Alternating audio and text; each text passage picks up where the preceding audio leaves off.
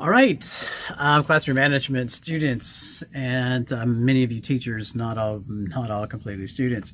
Um, so after reading the discussions this week and the part one and part two of the assignments, I want to throw some thoughts in there because I see this and we hear it a lot, and that is about being culturally blind or colorblind.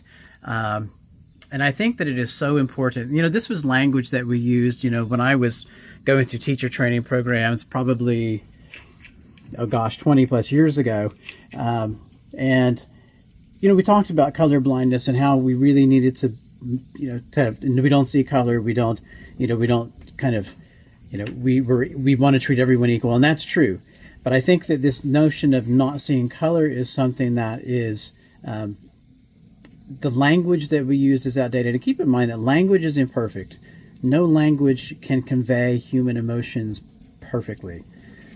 And the users of that language are also imperfect users of the language. And you can hear this when people talk and you think, don't they know how to talk?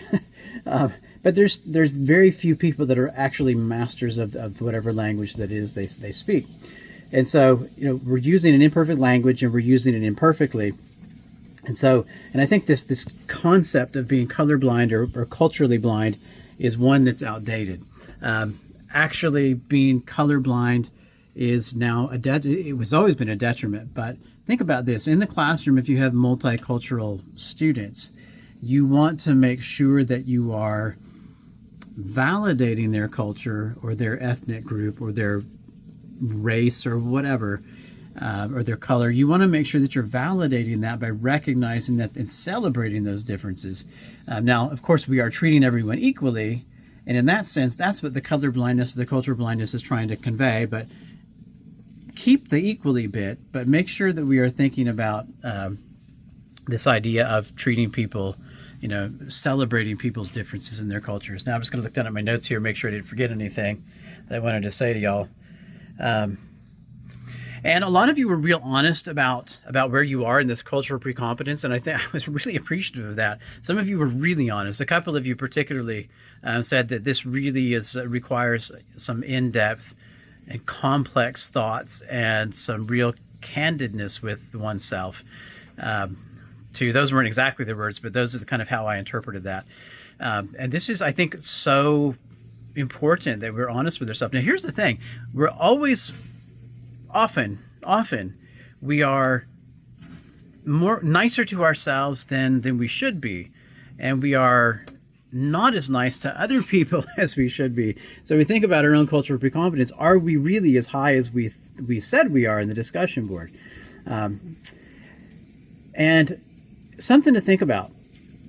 Cultural precompetence. Some of you said that you weren't culturally competent because you lived in an area that was really diverse.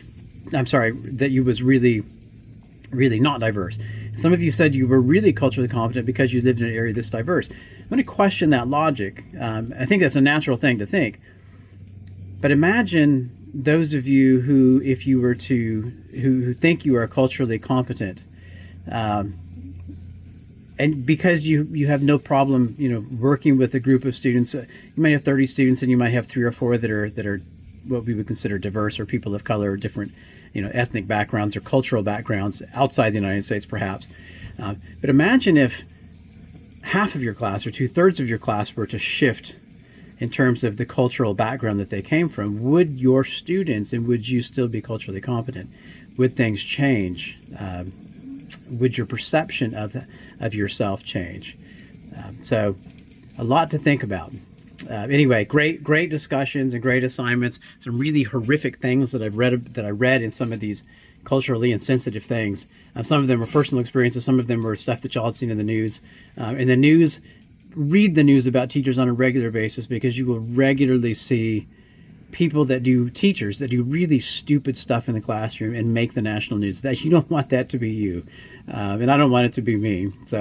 And I don't want it to be you guys either. So anyway, have a good week. We'll see you guys next time. Bye-bye.